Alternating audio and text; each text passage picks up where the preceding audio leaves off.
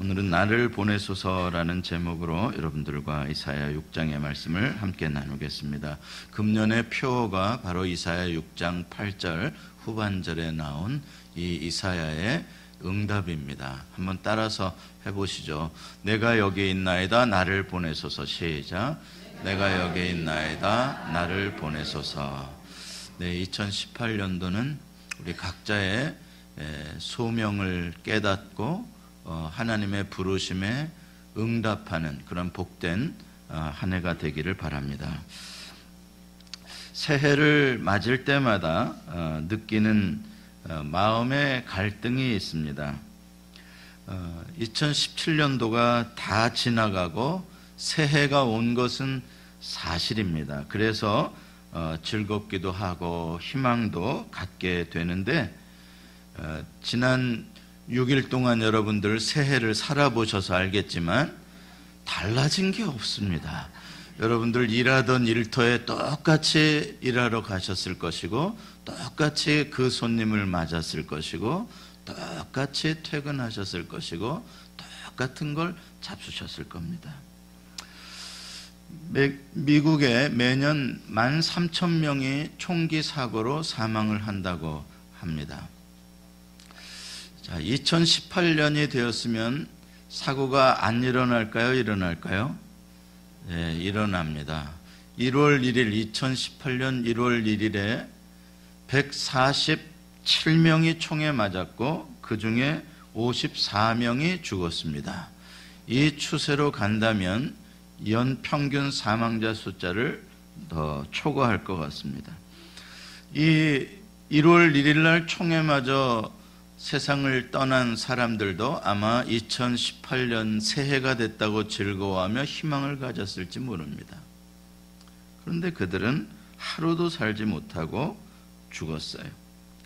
이렇게 새해가 왔어도 우리의 삶에 여전히 내가 살아야 하는 다람쥐 쳇바퀴 같은 인생이 여전히 나를 기다리고 있고 여전히 동일한 삶의 무게가 나를 누르고 있어요. 저는 새해가 될 때마다 빚이 좀 싹 없어지는 제도를 만들었으면 좋겠어요. 돈을 주진 않아도 좋아. 돈을 안 줘도 좋은데 새해가 되면 그냥 모든 빚이 싹 다시 시작할 수 있게. 근데 그게 아니에요. 말만 새해지 그대로 내야 될 돈은 그대로 있고 새해가 됐으면 또 좋은 게 병이 싹 나았으면 좋겠어. 새로 시작하게. 근데 새해가 됐는데도 몸은 여전히 아프고 새해가 됐는데 감기는 왜 걸려? 그 전까지도 안 걸리던 감기가 제가 수요일부터 아주 독감이 와가지고 힘이 든 상태인데 새해가 왔다 그래서 나에게 무슨 갑자기 새로운 무슨 좋은 기회가 막 쏟아져 들어오는 건 하나도 없어요. 우리가 이렇게 새해를 맞을 때마다 뭐 새해가 와서 좋은 것 같긴 한데 며칠 살아보면 뭐 그 해가 그 해고 그 해가 저 해고 다 그냥 그래. 그러다 보니까 그냥 그러려니 하고 삽니다. 그러려니 뭐 다 그런 거지. 그래서 새해가 와도 별로 기대할 것도 없고 그렇죠? 별로 뭐 이렇게 희망 가져볼 거 없고 새해의 소원이 무엇입니까? 그러면 뭐 그냥 맨날 똑같아. 우리 가족 건강하고 사고 안 나고 우리 자녀들 건강하고 똑같아. 그게 새해 소원이 아니라 매년 하는 소원이야. 그럼 새해에 좀 뭐 새로운 일을 위해서 뭐 결심하신 게 뭐가 있습니까? 여쭤보면 결심은 뭐 새로 결심 그냥 똑같아요. 결심 특별히 한 거 새벽기도 나오는 결심 그런 거 옛날에 해봤는데 해봐도 안 되더라고요. 그냥 똑같아요. 뭐 특별한 거 없어요. 이해가 됩니다. 특별한 거 없어요. 새해가 됐다고 뭐 특별한 게 있어야 나도 특별한 마음을 갖죠. 이렇게 무슨 2017, 2018 그 숫자 하나 바뀐 것이 우리에게 무슨 뭐 대단히 신비로운 무슨 영향을 주는 건 아니에요. 그냥 크로노스의 시간, 흘러가는 시간은 그냥 다 흘러가는 거예요. 2017이나 2018이나 그 옛날에 1017이나 1018이나 다 그 해가 그 해인 거예요. 솔로몬이 다 해 아래 새 것이 없다고 그랬잖아요. 다 그냥 애 것이 또 나오고 새 것이 또 애 것 되고 다 그런 거예요. 자, 그런데 왜 하나님은 이렇게 어떠한 시간을 더 이상 가지 못하게 멈추게 하시고 어느 시점에서는 새로운 시간으로 이렇게 만드실까? 왜 주빌리라는 50년에 한 번씩의 희년을 만드시고 다시 무엇인가를 시작하게 하는 그런 계기를 주실까? 그게 우리를 향한 하나님의 뜻이에요. 그냥 흘러가는 시간 속에 컨베이어 벨트 위에 그냥 걸쳐진 인생으로 살지 말고 어느 한순간에는 멈추어서 그 순간에 내 인생의 카이로스로 뭔가 내 인생의 새로운 디멘션으로 펼쳐지는, 뭔가 내 인생의 새로운 차원이 열리는, 뭔가 삶이 그동안에 살았던 것과는 다른 어떠한 새로운 비전, 새로운 꿈, 새로운 목적, 새로운 능력, 뭔가 새로워지는 그러한 계기를 삼으라는 그러한 의미죠. 자, 그렇다면 어떻게 해야 그냥 흘러가는 시간이 아니라 2018년도 새해가 나에게 새 시대, 그야말로 새로운 내 인생의 어떤 터닝 포인트, 전환점들이 될 수 있을까? 어떻게 해야 그런 계기가 올까를 오늘 여러분들과 함께 이사야서의 말씀을 통하여 나누고자 해요. 왜냐하면 오늘 본문에 등장하는 선지자 이사야가 우리와 똑같이 그렇게 살아가다가 어느 한순간에 터닝 포인트를 만나요. 어느 한순간에 새로운 시대, 새로운 세계를 향해서 출발하는 계기를 만나게 되는 겁니다. 그 이사야의 이야기가 오늘 본문에 나와 있어요. 그러면 이사야가 어떠한 역사적인 상황 속에서, 배경 속에서 오늘의 이러한 중요한 터닝 포인트의 계기를 만나게 되었나를 먼저 한번 생각해 보겠습니다. 그게 본문 1절에서 말하는 우시아 왕이 죽던 해라는 역사적인 상황입니다. 우시아 왕은 남왕국 유다의 10번째 왕입니다. 그리고 그 남왕국 유다의 왕들 가운데에서 솔로몬 이후에 가장 솔로몬과 같을 정도의 칭송을 받을 만한 그러한 위대한 업적을 이룬 왕이 우시아 왕입니다. 16살의 왕이 되어, 어린 나이에 왕이 되어 무려 52년이라는 최장기간 통치를 한 왕이고, 기간만 길었던 게 아니라 이 기간 동안에 산 높은 곳에까지도 초지를 조성해서 가축을 기를 수 있도록 샘을 개발하고, 그래서 농업이 풍성해서 백성들이 배부르게 먹을 수 있게 해주고, 국가의 전략적인 요충지마다 성을 쌓고 망대를 세우고, 그 다음에 군비를 강화시키고 군사력을 강화시키고, 그래서 주변에 있는 나라들과의 전쟁에서 다 승리를 했던 그러한 국방이든 외교든 국민의 어떤 삶이든 모든 것들을 향상시킨 태평성대를 이룩한 왕이 우시아입니다. 무려 52년을 통치를 했어요. 그런데 그 우시아가 지금 죽는 그러한 위기 가운데에서 지금 이사야가 있었던 것이죠.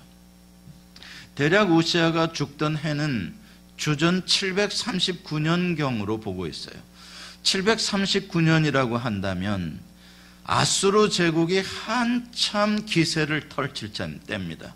그래서 아수르라는 거대한 제국이 이제 점점 애굽을 향해서 점점 가나안 지방으로 힘을 펼쳐올 때예요. 그래서 721년에 북왕국 이스라엘이 먼저 망하게 되는 거죠. 그런데 문제는 그렇게 북쪽에서 거대한 폭풍이 불어오는데 이 남왕국 이스라엘을, 유다를 든든하게 지키던 우시아, 거목과 같은 우시아 왕이 썩어서 쓰러져 죽게 되니까 얼마나 큰 위기냐고요. 거기다가 이스라엘 백성들이, 남왕국 유다의 백성들이 영적으로 타락하기 시작했어요. 이 넉넉하게 살게 되는 건 참 좋은 일인데, 부요하게 하나님이 해주신 건 참 축복인데, 문제는 그러다 보니까 점점 교만해지고 점점 하나님의 은혜를 잊어버리는 거예요. 그래서 남한국 유다 백성들이 형식적인 신앙이 되어지고 그냥 하나님의 전에 와서 뜰만 밟고 가는 그러한 예배를 드리고 하나님의 말씀에 순종하지도 않고 심지어는 하나님을 자기들의 주인으로 여기지도 않을 만큼 그렇게 타락하고 있었던 것이죠. 자, 이러한 상황 속 겉으로는 막 그러한 위기가 닥쳐오는데 내부적으로는 영적으로 점점 부패하고 타락하고 그래서 뭐 하나 단합이 되지 않는 그러한 위기. 하나님께서 얼마나 그 모습을 보고 안타까워하셨던지 이사야 1장에 보면 이런 말씀이 있어요. 내가 자식을 양육하였거늘 그들이 나를 거역하였도다. 소는 그 임자를 알고 나귀는 그 주인의 구유를 알건만은 이스라엘은 알지 못하고 나의 백성은 깨닫지 못하는도다. 하나님께서 그렇게 먹여주셨는데 배부르게 해주셨는데 소도 나귀도 다 그 주인을 아는데 이 백성들은 진짜 주인 진짜 왕이신 하나님의 은혜를 잊어버렸다는 겁니다. 하나님을 배신한 거예요. 이런 위기 상황 가운데 지도자였던 이사야는 얼마나 불안하고 얼마나 앞으로의 닥칠 미래가 무서웠겠어요. 이사야는 하나님께서 이 백성을 심판하실 계획을 가지고 있다는 것까지도 알고 있었어요. 그런데 지금 이 상황에서 이 지도자 이사야가 어떻게 해야 할지 정말 두렵고 떨리는 가운데 오늘 이사야가 제일 먼저 한 일은 하나님의 성전에 들어가서 하나님께 도움을 구하는 일이었어요. 하나님께 기도했어요. 하나님, 어떻게 하면 좋습니까? 이렇게 이 나라가 위기에 빠져 있는데 이 백성들은 이렇게 영적으로 부패하고 영적으로 귀머거리 봉사가 되었는데 어떻게 해야 되겠습니까? 그때 하나님께서 이사야의 영안을 열어주시고 하나님의 놀라운 계시의 비전을 보여주세요. 그게 오늘 본문의 1절부터 4절까지 나오는 놀라운 신비로운 세계의 이사야가 본 비전입니다. 이사야가 보니까 높이 들린 보좌 위에 여호와께서 앉으셨어요. 높이 들린 보좌라는 게 무엇을 뜻할까요? 왜 하나님은 높이 들린 보좌에 앉으신 모습을 이사야에게 보여주셨을까요? 보좌에는 누가 앉는 겁니까? 왕이 앉는 거죠. 그러니까 하나님이 왕이시다라는 걸 말해주고 있는데 높이 들린 보좌라는 것은 하나님이 얼마나 높으신 왕이라는 거예요. 만왕의 왕이시다는 거죠. 모든 왕들을 발 아래 두실 만큼 높은 곳에 계신 우리의 영원한 왕이신 하나님께서 여전히 그 보좌에 든든히 앉아 계시다라는 걸 보여주고 있어요. 그러니 우시아가 비록 죽었어도, 비록 아수르 왕이 지금 우리를 공격해 와도 두려워할 필요가 있어요, 없어요? 없어요. 왜? 이스라엘의 왕, 예루살렘의 왕, 만왕의 왕이신 하나님은 실수가 없이 조금도 흔들림이 없이 온 인류의 역사를 완전하게 통치하고 계시다는 것을 하나님께서 보여주고 계시는 것이, 이사야야 두려워하지 말라, 떨지 말라. 진짜 왕, 천지를 창조하신 창조주는 여전히 보좌에서, 하늘 보좌에서 온 우주를 다스리신다 라는 걸 보여주고 있는 것이죠. 그렇습니다. 세상은 다 변합니다. 내가 의지했던 권력도 다 힘이 없어지고, 내가 그거 의지하다가 나도 같이 걸려서 쇠고랑 차게 되고, 내가 의지하고 내 배경으로 백으로 삼았던 사람이 갑자기 죽을 수도 있고, 내가 의지하던 돈이 갑자기 사라질 수도 있어요. 그래서 세상을 살다 보면 내가 의지할 것들을 잃을 때 두렵고 무섭게 느껴질 수 있습니다. 새해가 왔어도 두렵고 무서운 것뿐일 수가 있어요. 여러분, 이럴 때 인생의 위기가 닥치고 왠지 모르고 답답하고 불안하고 이럴 때 어떻게 해야 되겠냐? 오늘 이사야의 행동은 성전을 향해 들어갔고 성전에서 기도하는 중에 하나님을 만났다는 사실입니다. 여러분, 인생의 위기, 환난, 이 세상의 이 많은 범죄와 이 세상의 소란함, 여러분, 이런 것들은 다 성전으로 우리를 부르시는 하나님의 음성이고 하나님의 확성기 소리예요. 이리 와라, 성전으로 와라, 내가 여기서 너를 만나주기를 원하고 내가 여전히 네 인생을 붙잡고 다스리는 왕이심을 보여주기를 원한다. 주님이 부르시는 것이에요. 그래서 이 성전은 이 땅에 하나님의 백성들이 만민이 기도하는 집으로 세웠다고 주님은 말씀하십니다.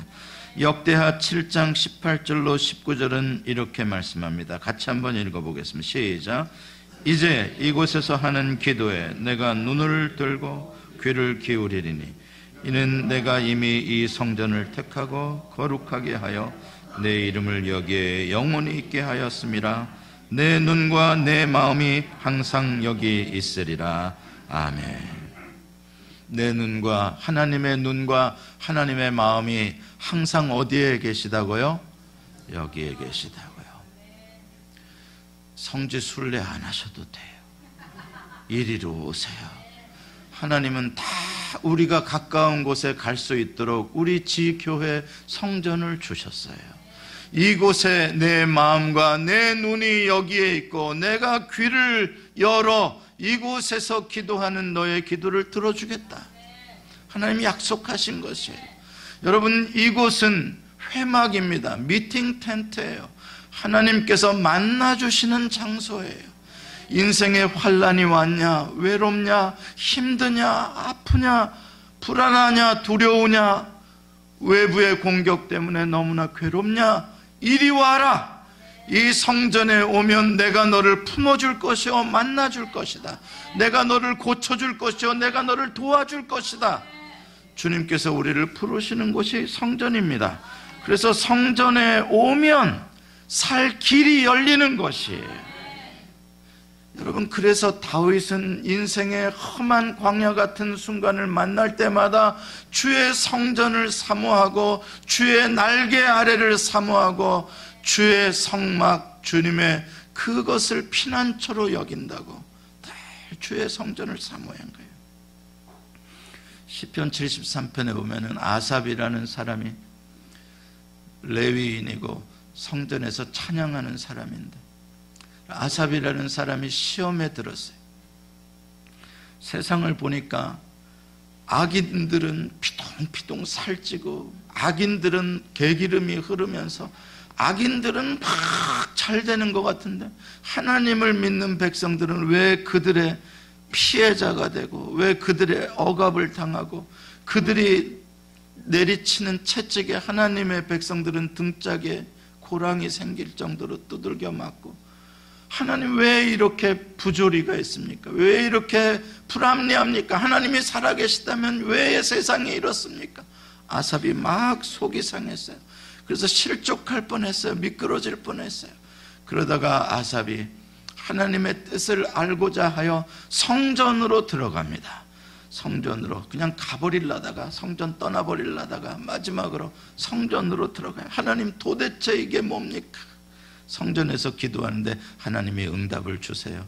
아삽아, 저들이 저렇게 지금 부강한 것을 가지고 너무 속상해하지 마라. 저들은 곧 졸지에 망하게 될 것이다. 하나님이 응답을 주세요. 그때 아삽이 시편 37편 26절에 이렇게 고백을 해요. 하나님께 가까이 함이 내게 복이라. 아삽이 그걸 깨달아요. 그걸 깨달아요. 여러분, 중요한 건요, 왜 세상에 악이 있고 왜 하나님의 백성들은 고난을 당하고 이러한 것들을 깨닫는 것도 중요하지만 우리는 영원히 다 그 깊은 것을 깨달을 수가 없을 수가 있어요. 그러나 우리가 이 땅에 살면서 깨달아야 될 것 한 가지가 있는데, 하나님께 가까이 하는 것이 내게 복이라. 이거는 깨달아야 되는 거예요. 이거는 깨달아야 돼요. 그래서 어렵고 힘들고 이해가 안 되고 답답할 때마다, 뭔지는 잘 모르겠습니다만, 주여 내가 주님께 가오니 성전으로 나오셔서 이곳에서 하나님을 만나시기를 바랍니다. 하나님은 이곳에서 언제나 여러분을 만나 주시려고 두 팔 벌려 기다리고 계세요. 오늘 본문에 보면은 하나님의 옷자락이 성전에 가득했다고 이사야가 본 것을 기록하고 있어요. 고대의 옷자락이라는 것은 아무나 옷자락이 넓은 옷을 입는 것이 아니에요. 이 옷이 귀할 때입니다. 그래서 옷자락이 긴 그러한 용포는 왕이나 임금들이나 입는 옷이에요. 그래서 임금들은 땅이 끌릴 정도로 긴 옷자락의 옷을 입습니다. 한국에도 옛날에 부자 양반들은 도포자락을 길게 해서 입기도 했죠. 다시 말해서 왕의 긴 옷자락을 상징하는데 하나님의 옷자락이 얼마나 길었으면 여기를 다 덮었대요. 성전을. 여러분들의 눈이 열려서 하나님의 옷자락이 보이시길 바랍니다. 하나님의 옷자락이 성전을 다 덮었다는 거예요. 카나프, 제가 말씀드렸어요. 말라기서 4장을 이야기하면서 치료의 빛, 치료의 광선, 그 광선이 카나프인데 옷자락이라는 뜻이라고 제가 말씀을 드렸어요. 하나님의 날개가 성전 안에 가득했다는 거예요. 그러니까 성전에 들어오는 사람은 하나님의 날개 아래로 다 들어와 있는 거예요. 하나님이 보호하시고 치유하시고 하나님의 은혜로 다 덮어주시는 거예요. 다시 말해서 하나님의 위엄과 하나님의 영광이 얼마나 큰지, 그래서 스랍들의 천사들도 만군의 여호와의 영광이 온 땅에 가득하도다 찬양하고 있어요. 여호와의 옷자락이 가득. 그것을 보면서 스랍 천사들이 찬양을 하는데 6날개로, 2날개는 나는 데 쓰고 4날개는 얼굴을 가리고 발을 가리는 데 써요. 왜 얼굴과 발을 가려요? 옛날 고대에는, 요새는 대통령하고 악수하고 이렇게 같이 증명사진도 찍대. 그런데 옛날에는 왕의 얼굴을 직접 볼 수가 없었어요. 다 왕이 행차하면 머리를 다 땅바닥에 숙이고 왕이 머리를 들라 그래야 들었던 거예요. 발도 그 사람의 허물과 부정함, 연약함을 상징하는 게 발이에요. 그렇기 때문에 위엄을 가진 왕 앞에 발꿈치를 보이면 안 돼요. 그래서 늘 발을 보이지 않게 사뿐사뿐 거의 발바닥을 밀듯이 들어가서 밀듯이 나오는 거예요. 발을 보이지 않게 하는 거예요.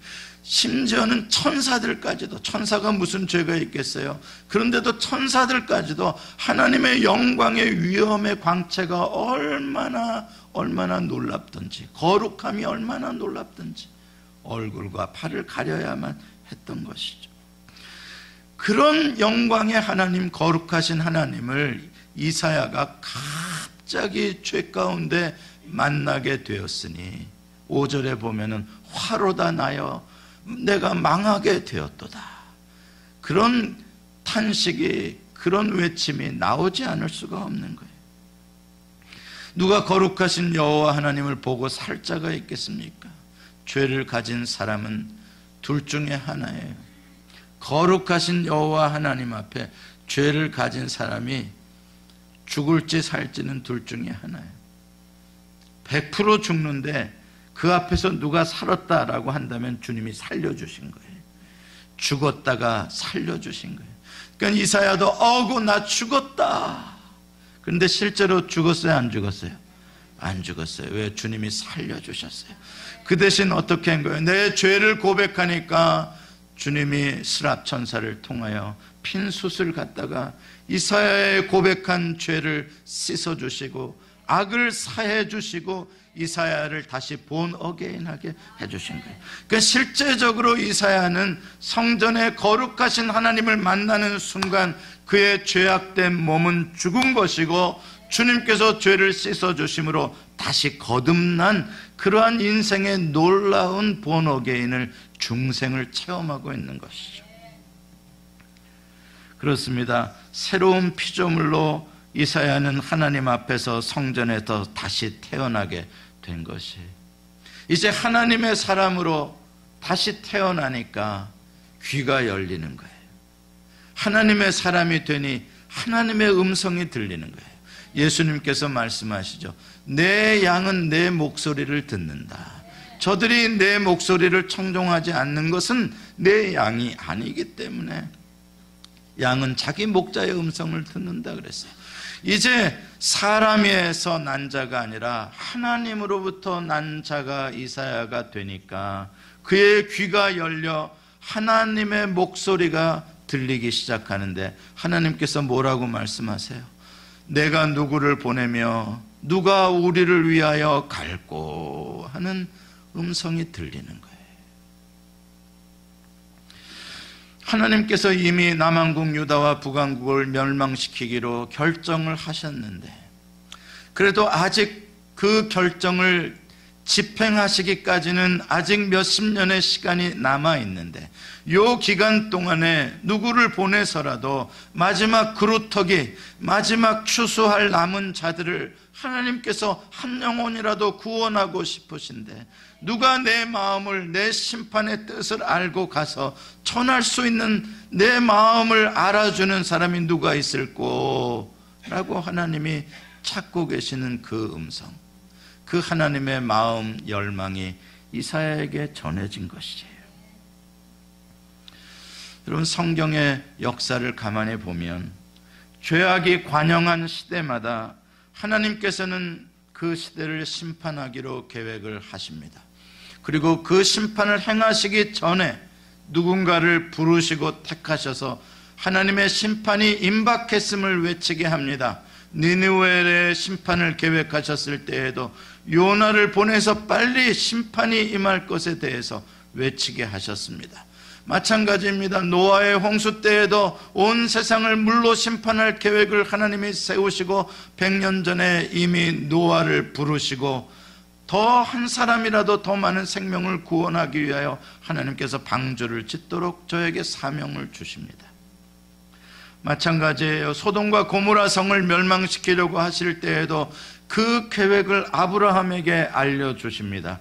아브라함은 의인을 함께 죽이지 말아 주십시오. 하나님과 의인 50, 45, 40 이렇게 하나님과 각가지 흥정을 하면서 하나님의 심판의 기간을 봅니다. 한 영혼이라도 구원을 하게 해보려고.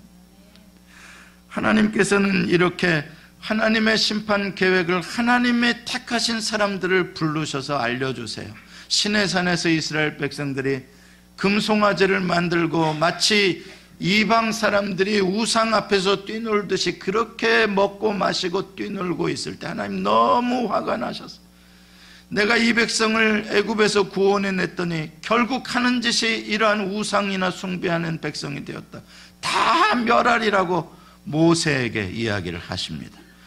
그러니까 모세가 그 소리를 듣고 하나님 제발 이 백성을 죽이지 말아 주십시오. 하나님의 뜻을 돌이키도록 모세가 중보기도를 해요. 사사시대의 말엽에 이스라엘 백성이 타락하고 엘리 제사장의 집안은 영적인 권위를 다 잃어버렸어요. 그래서 이제 엘리 제사장의 집이 망하게 됩니다. 그래서 이가봇이라고 그 이름을 짓지 않아요. 여호와의 영광이 떠났다고.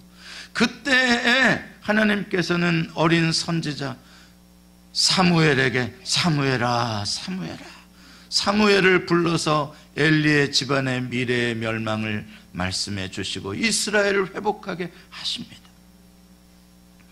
하나님께서는 언제나 이렇게 그 시대가 어려울 때마다 하나님께서 그 시대를 향하여 구원할 사람들을 부르시기 위하여 보낼 자를 찾고 계시는 거예요. 여기에서 나를 부르실 때에 내가 여기 있나이다. 내가 하나님의 응답에 순종하게 되면 나는 하나님의 구원 역사의 동역자 파트너가 되는 것이고 하나님의 위대한 구원 역사의 한 부분을 담당하는 그런 놀라운 인생을 살게 되는 거예요. 여러분, 인생의 진짜 행복과 진짜 축복은 뭔지 아세요? 돈 많이 버는 거 아니요. 유치하고 치사한 거요. 그까짓 거. 여러분, 높은 자리에 올라가고 국회의원 되고 사장 되는 거 아니요. 그런 사람 숱해요. 여러분, 진짜 이 세상에 한 번 왔다가 가는 가장 행복하고 가장 축복되고 보람된 인생은 나를 이 땅에 보내신 창조주 하나님이 나를 이 땅에 보내신 나의 소명, 나의 사명을 깨닫고 그 사명을 위해서 단 하루, 단 1년이라도 살다가 죽는 게 그게 행복인 거고 그게 보람인 거예요. 사랑하는 성도 여러분, 저는 여러분들이 새해에 그 축복을 받으시기를 축원합니다. 이사야는 그 하나님의 부르심에 대답합니다. 내가 여기 있나이다. 나를 보내소서. 예수소망교회에 지난 1년 동안 하나님께서 우리를 축복해 주시며 르호봇의 축복을 프로젝트로 우리가 기도하도록 하셨어요. 그래서 하나님께서 이제 예수소망교회 성도들과 우리 예수소망교회에 르호봇의 복을 내려주실 텐데, 르호봇이라는 말이 빅 스페이스예요. 빅 스페이스, 넓은 공간을 말해요. 좁은 데에서, 좁은 세계에서 서로 비집고 서로 모이 쪼아먹으려고 머리 맞부딪히는 그러한 싸움이 아니라 하나님께서는 우리의 지경을 넓히시고 장막터를 넓히시고 하나님의 세계로 우리를 넓히시기를 원하시는 거예요. 여러분, 르호봇, 빅 스페이스, 빅 룸이라는 거는 내 집 평수가 커지고 내 차가 커지고 내 기업이 커지는 그러한 내 집안, 내 자식 잘 되는 정도의 르호봇이 아니에요.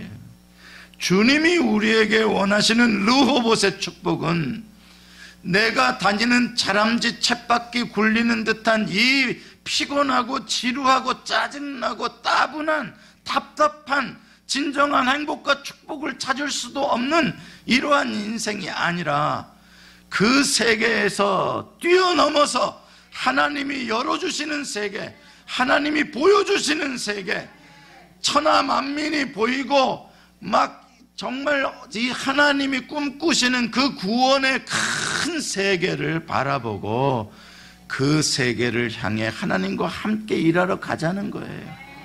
그래서 내가 너에게 준 복음, 내가 너에게 준 은혜를 다른 사람과 나누고 베풀고 세계를 향한 파이프가 되라는 게 르호봇의 축복인 줄 믿습니다. 여러분과 저도 이사야처럼 내가 여기 있나이다 나를 보내소서라고 응답하기를 원합니다. 나를 보내소서가 먼저가 아니라 내가 여기 있나이다가 먼저입니다. 내가 여기 있나이다, 언제나 하나님의 부르심에 순종하는 사람들이 하는 공통적인 대답입니다. 내가 여기 있나이다. 여러분, 이게 무슨 뜻인 줄 압니까? 나는 죽었습니다. 나는 죽고 나의 모든 것은 다 주의 것입니다. 그러므로 주님이 원하시는 일이라면 무엇이든지 저를 쓰실 수 있으십니다. 그 소리가 내가 여기 있나입니다. 옛날 우리말로 표현하면 날 잡아 잡쇼. 그게 옛날 우리말로 표현하면 내가 여기 있나이다. 하나님의 뜻대로 하시옵소서. 이렇게 하나님을 만나고 온전히 하나님 앞에서 나는 죽고 나에게 새 생명을 주신 하나님이 내 안에 사신다, 그 고백을 한 사람이 나를 보내소서를 할 수가 있는 거예요. 여전히 내 생각, 내 고집, 내가 추구하는 것이 많은데 그거 잠깐 미루어 놓고 잠깐 하나님 나 쓰실 일이 있으죠? 얼른 쓰죠. 나 할 일이 있어. 이게 아니라 나의 전부는 주의 것입니다. 예수 그리스도를 영접하고 이제 내가 사는 것이 아니라 내 안에 그리스도께서 사시는 것입니다. 내가 여기 있나이다. 나의 생명도 나의 소유도 나의 재능도 다 주의 것이나이다. 주님 필요하시다면 나를 써주시옵소서.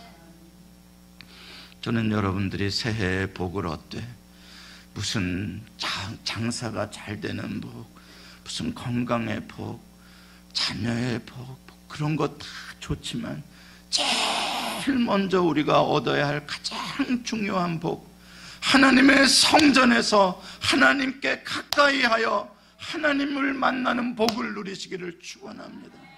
그래서 하나님이 내 생명이시고 하나님이 나를 다스리심을 온전히 믿으심으로 말미암아 승리하는 한 해를 사시기를 축복합니다. 기도하시겠습니다.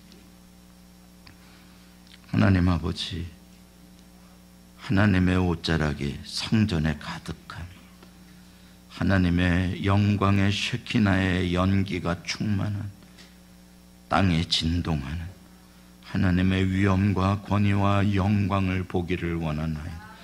내는 주의 영광을 보내 우리 가운데 서신 주님, 보좌에 높이 들리우신 주님, 세상은 흉용합니다. 세상에 힘을 가진 권력자들은 핵무기를 개발하고 사람들을 위협합니다. 그러나 만왕의 왕, 만유의 주 하나님께서는 실수가 없으시고 완전하게 철저하게 통치하시는 것을 믿습니다. 2018년도 하나님의 손으로 붙잡아 주시옵소서. 참새 한 마리도 하나님의 뜻이 아니면 땅에 떨어질 수 없음에 대하여 우리 예수만교회 모든 성도들이 이 성전에서 하나님을 예배 시간마다 만나는 축복이 있게 해 주시옵소서. 예수님의 이름으로 기도합니다. 아멘.